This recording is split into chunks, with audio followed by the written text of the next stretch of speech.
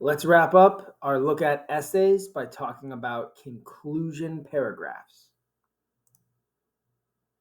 We've already looked at persuasive essays, the other three paragraphs. The conclusion paragraph is paragraph number 4. It comes at the very end. Should be about 3 to 4 sentences long. Let's talk about it. So, what is a conclusion paragraph? A conclusion paragraph is your final paragraph, and it's your last chance to make an impression on your reader. How does it work? There are 3 different parts: restate the thesis, connection, and so what? What does each part mean? For restate the thesis, here you rephrase your essay's thesis. It's important to note that means to reword your main idea. Do not just copy and paste your thesis. Make sure to change the words. So retain the same idea, just switch around a few of the words so it's not an exact replica. Next, make a connection. This is a real world or personal connection you have to an idea from the thesis. Last, so what? This leaves the reader with a final thought about how your thesis relates to something larger than just the text you've analyzed. This entire conclusion paragraph should be about 3 to 4 sentences, no more than 5. Okay, let's look at it part by part, starting with restate thesis. You see my own example in the red words, based off this sample essay of Jonas going to elsewhere. Nothing fancy, I just write, in conclusion, Jonas's pursuit of elsewhere was an unwise choice. I just basically kept the exact same thesis from my introduction paragraph. I just changed around a couple of the words. Instead of saying a bad decision, I said unwise choice. That's one example. And notice that you want a strong sentence starter like in conclusion or in summary or ultimately.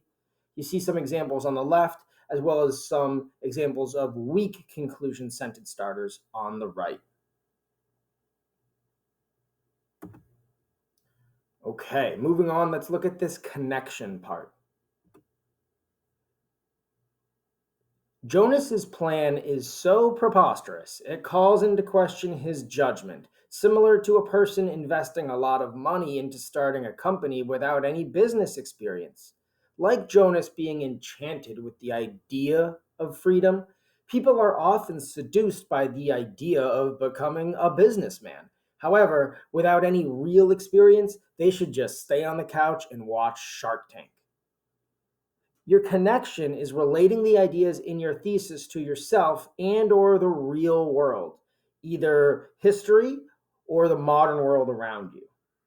You can and should use personal pronouns like I, my, we if you're talking about your own experience.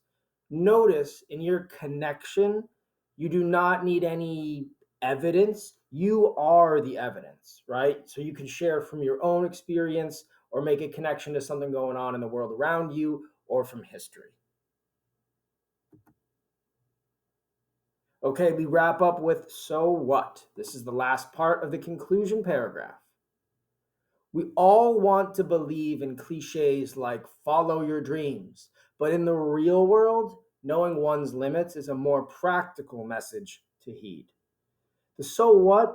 It's the last sentence of your entire essay. Why does your essay matter? Right? Give a message about the world. Why should the reader care? Go out with a bang here. Try to leave the reader curious or wondering. Leave the reader here with a message that's bigger than just the story you've read. So my example, it's bigger than just The Giver, right?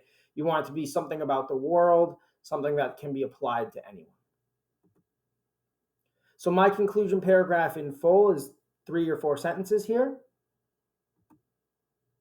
Okie doke, you've just taken a look at conclusion paragraphs, and we have now gone over every part of the persuasive essay organization, all the way from planning pages through every single one of the 4 paragraphs.